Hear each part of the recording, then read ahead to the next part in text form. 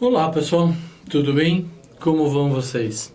Hoje nós vamos falar um pouco sobre botânica, né? Nós vamos falar sobre a semente. Nós já falamos sobre a planta de forma geral, como que ela se classifica, né? Nós temos os vegetais superiores, vegetais inferiores, nós temos os monocotiledôneos, os dicotiledôneos, né? Nos dicotiledôneos nós temos as angiospermas que têm fruto, as gimnospermas que não têm fruto e por isso são chamadas plantas com sementes nuas, né? E aí nós falamos da raiz, aí nós falamos do caule, aí nós falamos da posição dessas plantas no ecossistema, se elas eram primárias, secundárias ou clímax. Aí nós falamos da flor, falamos do fruto e hoje nós vamos falar das sementes. Muitas dessas sementes a gente utiliza na nossa alimentação, mas uma semente tem uma função de quê? De abrigar um embrião para dar surgimento a uma nova vida, um novo indivíduo, né? Então o indivíduo está vivo sim, e nós vamos ver aqui como ele se desenvolve, né? Tá? Certo? E a semente o que que é? O resultado da fecundação do óvulo, né? Pelo gameta masculino. O óvulo é o gameta feminino, né? E o esporófito é o gameta masculino que vai fecundar o óvulo, e aí a gente lembra lá, se não lembrar vocês precisam rever a questão das zoosferas, né, da formação da micrópila, toda aquela parafernália de formação do fruto, né? Então, tá com vocês a bola de ir lá rever aquele conteúdo para daí, a partir daqui, então agora eu consigo entender, né? Então, é o óvulo fecundado. Então, a partir daí, a partir da fecundação do óvulo, ele é chamado de ovo, né?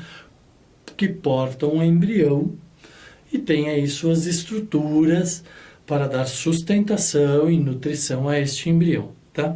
Então, compreende um embrião protegido juntamente com reservas alimentares. Então, vamos pegar um exemplo bem clássico para vocês aqui do sul, né? Nós temos um pinhão, Quando a gente descasca o pinhão, o que que a gente encontra? A gente encontra uma estrutura de reservas nutrientes e um filamentinho lá dentro que a gente chama de embrião. Aquele embrião ali vai dar origem a uma nova árvore. Tudo aquilo que a gente come é, na verdade, reserva nutritiva para que a hora que o embrião for se desenvolver, ele use essa reserva nutritiva, tá?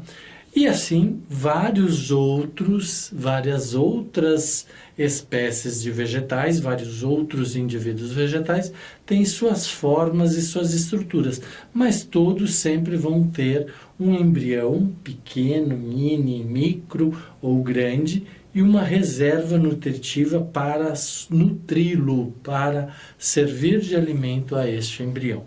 Tá? Então, as plantas que apresentam sementes são denominadas espermatófitas. Então, plantas que tenham sementes são espermatófitas. E engloba as gimnospermas, com sementes nuas, sem fruto, e as angiospermas com frutos, né? Ou com as sementes no interior de frutos. O surgimento das sementes constitui um dos principais eventos da evolução das plantas. Então, a partir do momento que elas conseguiram se reproduzir, conseguiu com que o gameta masculino fecundasse o gameta feminino, né? E surgisse então o embrião, surgisse então a semente, as plantas se tornaram mais aptas de se perpetuar ou de perpetuar sua espécie, né? Tá? E isso foi fundamental para a evolução das próprias plantas, porque também determina a questão de adaptação ao meio. Então nós temos aqui um exemplo de uma pinha, de um pinus, né?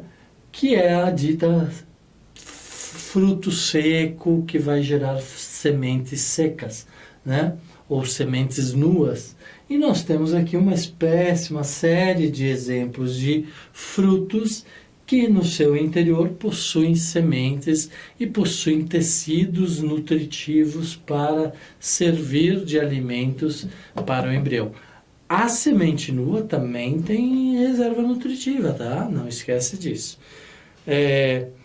Além de proteção, a presença da substância nutritiva para o embrião, a semente permite uma dispersão mais eficiente, dando ainda ao embrião a condição de se desenvolver em situações favoráveis.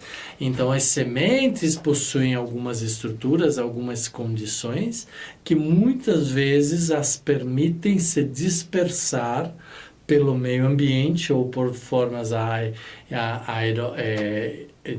de ar, né, eólica, aéreas, né, tá? Ou por animais, pelo trato digestivo de animais, ou pelos homens, né, ou por insetos, né, pássaros, morcegos. A gente já viu essas formas de dispersão das sementes, né, tá? Ou dos pólens também, tem os polinizadores, né?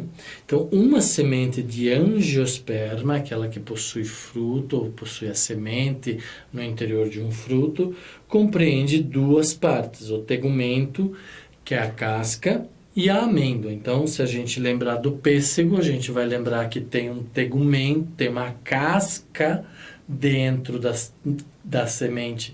Na casca, no pêssego, a gente tira o endocarpo, aquela parte que a gente come, e sobra a semente. Tem uma casca dura, que é o tegumento, e se a gente quebrar, a gente vai encontrar lá dentro uma amêndoa, correto? Então, é isso, aquele tegumento é aquela parte dura da semente, e a amêndoa é aquela parte comestível que está dentro da semente, né? Tá? O tegumento é uma estrutura protetora constituída por duas camadas, testa externa e tegmen. Então, o tegumento é formado por testa, mais externo, e tegmen, a parte mais interna, tá? Então, se vocês quebrarem a semente do pêssego, vocês vão ver que tem a parte externa, toda granulosa, toda enrugada, e tem uma parte interna, que é uma fina camada, que é o tegmen. Então, nós temos o testa e o tegmen. O tegmen também é uma forma de resíduo, de reserva nutritiva para o desenvolvimento do embrião que está na amêndoa, né? Tá? Então, a amêndoa, por sua vez, é formada pelo embrião, juntamente com os cotilédones. Então, cada embrião, se for monocotilédone, vai ter um cotilédone. Se for dicotiledônea, né, vai ter 2 cotilédones. E o endosperma ou albúmen, que é o tecido de reserva.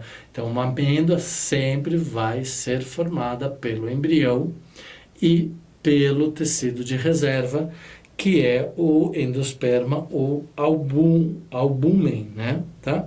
Então, aqui um exemplo para vocês. Vamos lá, cotilédone, né? São as folhas embrionárias, e aqui nesse exemplo nós temos 2, mas podem ser uma só. Então, se tem 2, são dicotiledôneas ou dicotiledônea, né? Se tiver só um, é monocotiledônea. E aí nós temos o tegumento, que é formada pela testa e pelo tegmen, que vai proteger a amêndoa. A amêndoa, então, possui endocarpo, endosperma e o embrião, né? Então, a amêndoa que produz o endosperma e o embrião, né? Nós temos o endocarpo aqui, que protege a semente, muitas vezes, né? Principalmente nos frutos, certo? Não confundam este endocarpo com o endosperma interno da semente, né? E nós temos germen, que é o conjunto de cotilédones, hipocótilo e radícula, né? Então, tegmen é a camada interna e mais delgada, em contato direto com a amêndoa. Como eu falei para vocês, lá no pêssego, se vocês abrirem a semente do pêssego, vocês vão ver uma camada lisa mais interna que está em contato com a amêndoa. Na testa é a camada mais externa e mais resistente para resistir a intempéries climáticas, ambientais, ataque de roedores, de depredadores ou que se alimentam. Então, como ela é madura, ela é dura, né? Alguns animais não conseguem penetrar para pegar o embrião, né? Mas provoca alguns danos na testa, no tegumento, e aí vão até permitir, muitas vezes, facilitar a germinação do embrião, tá? Mas isso nós vamos falar mais para frente. Então, os tegumentos podem apresentar anexos como o arilo e a carúncula. O arilo é uma massa carnosa, como a gente pode ver aqui no maracujá, né? Então, se a gente pega uma sementinha de maracujá, a gente vê que tem uma massa carnosa, né? Uma massa que parece líquida, mas ela tem uma carne, né? Que envolve o tegumento, que envolve a tesla, que envolve o tegmen, que envolve a amêndoa, que envolve e protege o embrião. Então isso tudo é para envolver mesmo, para proteger, tá? E muito apreciada pelos animais. E aí os animais, quando se alimentam disso, ingerem a semente e essas sementes passam pelo trato digestivo dos animais, ou digestório dos animais, e aí pela ação enzimática de alguns ácidos, de algumas enzimas, acaba facilitando ou decompondo, iniciando uma decomposição do tegumento da semente, e aí vai facilitar a entrada de água, luz, calor, temperatura, e vai gerar, vai desenvolver, permitir o desenvolvimento do embrião, tá? Outras fazem um outro processo, mas algumas têm que passar pelo trato digestório dos animais ou digestivo, tá? Então, é uma massa carnosa que envolve a semente, muito apreciada pelos animais. É fundamental para a dispersão da semente, exemplo, maracujá e mamão. Então, no mamão a mesma coisa, se a gente pegar o mamão, a gente vai ver que na semente do mamão tem tipo uma gosminha, né? Essa gosminha é o arilo, tá? Que é muito apreciado pelos animais, tá? E se a gente deixar para secar, ele vai secar totalmente e vai ficar só o tegumento da semente. A carúncula é uma pequena formação carnosa, né? Então a gente pode ver aqui uma pequena formação carnosa que também atua na atração de dispersores. Por exemplo, a mamona. Então, alguns dispersores vão se alimentar dessa semente somente por causa da carúncula, certo? E aí, novamente, ao comer a carúncula, vão abrir uma ferida, um espaço no tegumento, por aí vai entrar água, por aí vai entrar calor, vai entrar temperatura e vai despertar a germinação do embrião. Então, isso a gente chama de quebra de dormência. Nós vamos ver mais para frente isso, tá? Mas gravem isso. Monocotiledôneas. Então, as sementes possuem somente um cotilédone, né? Junto com o embrião, nós só temos um cotilédone. Exemplo de monocotiledôneas são as gramíneas, cana-de-açúcar, né? O arroz, o trigo, a grama, o capim, tá? Ok? Em especial, gramíneas estão normalmente concrescidas unidas ao pericarpo. Quem? Os monocotilédones ou os cotilédones. Então, verifica-se a presença do endosperma, muito desenvolvido, e apenas um único cotilédone, que é o escutelo, né? Atua na transferência das reservas alimentares do endosperma para o embrião. Quem faz isso? O cotilédone. No cotilédone de monocotiledôneas não se verifica armazenamento de nutrientes. Então, ali no cotilédone, né, das monocotiledôneas, na folha embrionária, não há armazenamento de substâncias nutritivas ou de nutrientes. Por quê? Esse armazenamento é feito pelo endosperma, que é bem desenvolvido nas monocotiledôneas, tá? Então, o embrião é constituído de radícula, caulículo e gêmula, ou plúmula, né? Então, a gente pode ver aqui a radícula, que seria essa parte aqui, o caulículo, né, que seria esta parte aqui, e a gêmula, que é, ou plântula, né? Que são os dois cotilédones. Então, tegumento ou casca, e aí pode ter o testa e o tegmen, né? Tem os cotilédones, que são as folhas embrionárias, certo? Radícula, né, que está aqui. Caulículo, que está mais aqui, que é como se fosse o pescoço, né? E a folha primária, que são estas folhas aqui. Então, isto aqui vai se desenvolver.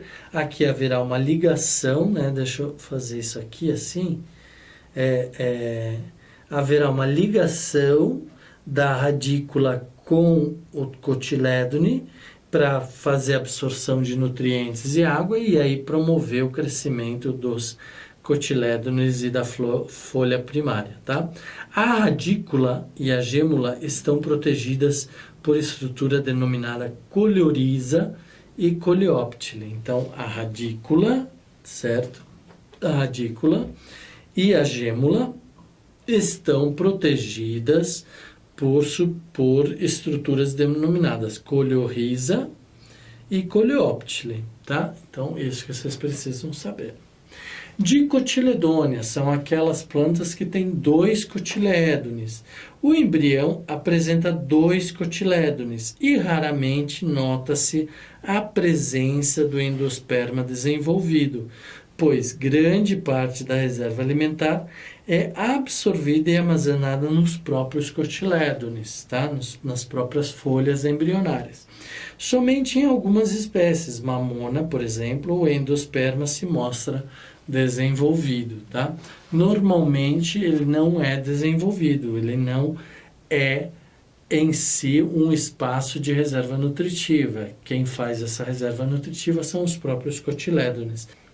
Então, o desenvolvimento ou a germinação do embrião, né, depende das suas várias condições, né, e o embrião possui 2 regiões bem definidas, que é o hipocótilo e o epicótilo, né? Então, o hipocótilo é a região formada pelo caulículo que vai levar o cotilédone para fora ou vai levar os cotilédones para o seu desenvolvimento, né?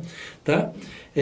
Formada pelo caulículo e compreendida entre os cotilédones e a radícula. Então, nós temos a radícula, que a gente já viu lá na estrutura da semente, e nós temos os cotilédones. Então, ali nós temos o hipocótilo, né? Esse hipocótilo é que vai se desenvolver e levar os cotilédones para fora das plantas epígenas, ou vai, no caso das hipógeas, de ficar ali, mas vai desenvolver-se sem levar os cotilédones para fora do solo, tá? Que é o caso do milho, certo? O epicótilo, né, é a porção originada pela gêmula situada acima dos cotilédones. Então, acima dos cotilédones nós temos a pontinha, o ápice da planta, também chamado de epicótilo, tá?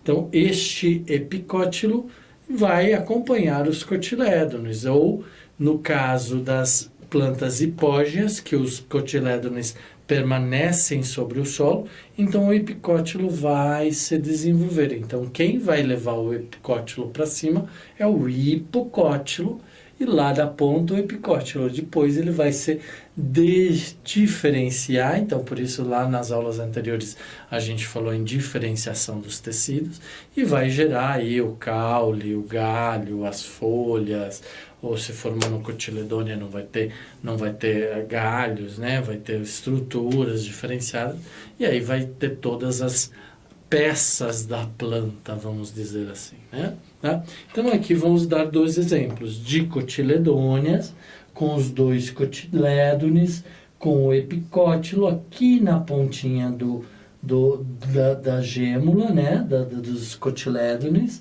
o epicótilo que vai fazer ele se desenvolver. No caso da planta epígea, vai junto os 2 cotilédones, né? Lembrando que nós temos o tegumento da semente, nós temos os 2 cotilédones e nós temos a radícula. A radícula vai descer e vai gerar as raízes, né? Nas monocotiledôneas, como é o caso do milho, o epicótilo vai se desenvolver sozinho lá para fora do solo, né? Não vai levar os cotilédones com ele. Tá? Então, nós novamente temos a radícula que vai descer e formar raízes, né? Nós temos o epicótilo que vai levar o epicótilo para cima, e o epicótilo lá para cima vai se diferenciar também e gerar as estruturas da planta, né? Nós temos os coleóptilos, ou os cotiledones, né? E o endosperma, que é o tecido de nutrição ou de reserva nutritiva da planta, da semente, no caso da monocotiledônia. Então, aqui só para chamar a atenção de vocês, nós temos uma semente de milho, que é ou pode ser trigo, as típicas sementes das gramíneas, então nós já temos um cotilédone. Nós temos as dicotiledôneas, típicas das dicotiledôneas, ou pode ser angiospermas, né, que sempre são mais carnudas, as angiospermas, ou as gimnospermas, que são sempre sementes mais secas, né, tá? Então, nós temos esses 3 tipos característicos de plantas, de sementes, que definem mais ou menos as plantas. Então, quando vocês verem esses tipos de sementes, vocês já vão lembrar, opa, essa é uma monocotiledônia, esta é uma dicotiledônia gimnosperma, ou seja, a semente é nua, não forma fruto, e nós temos as dicotiledôneas angiospermas, cuja semente está no interior do fruto. Tá? Então, sementes nuas, né, nas gimnospermas, as sementes são nuas, que é aquela semente que eu mostrei para vocês aqui, tá? Não quer dizer que elas não tenham endospermas, tá? Elas não estão envolvidas ou no interior de um fruto, mas elas vão continuar tendo tegumento, endosperma, embrião e todas aquelas estruturas do embrião. Então, não estão encerradas no interior do fruto, é só por causa disso, tá? São constituídas por um tegumento simples e o embrião pode conter um número variável de cotilédones. Se for de cotiledônia, vai ter 2, tá? E o que é interessante aqui saber? Lembrar que o tegumento é duro, é difícil de penetração, é difícil de rompimento, justamente porque não tem fruto, né? E aí não consegue se proteger, então ele tem que ser duro para se autoproteger, tá? Se proteger das questões climáticas, né? Ou dos animais, ou da ação dos animais. O endosperma é haploide e forma-se antes da fecundação, então nas gimnospermas o endosperma só contém um N, por isso ele é haploide, e acontece antes da fecundação do próprio embrião. Então, são marcas que podem surgir durante a transformação do óvulo em semente. Então, toda a semente possui algumas marcas. Por exemplo, nós temos a RAF, né?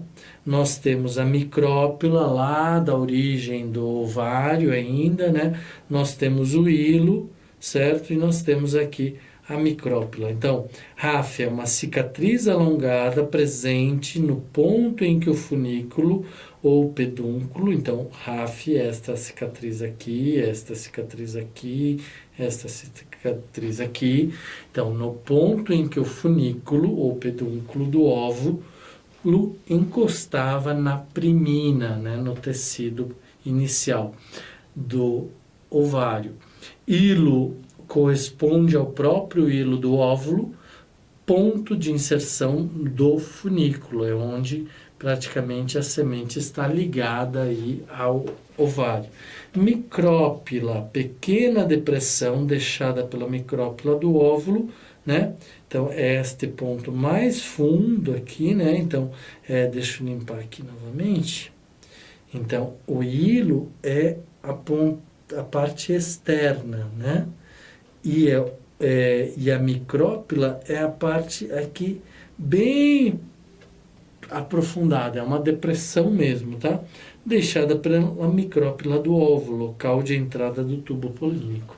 Tá certo? Então, essas são as marcas existentes numa semente. Então, quando vocês pegarem uma semente de feijão, uma semente de milho, vocês vão ver estas marcas, tá certo? Ok, pessoal? Então, aqui nós terminamos o processo de germinação das sementes, né? Ok? E aí, a partir disso, vocês começam, então, a entender todos os processos que estão envolvidos no desenvolvimento do embrião. Nós não falamos de fecundação da semente, porque a gente já falou de fecundação, né? A gente está falando aqui do desenvolvimento do embrião que está dentro da semente. Ok? Então, um grande abraço para vocês e até a próxima aula. E estudem, revejam e gás total agora, pessoal. Tá bom? Grande abraço. Tchau, tchau.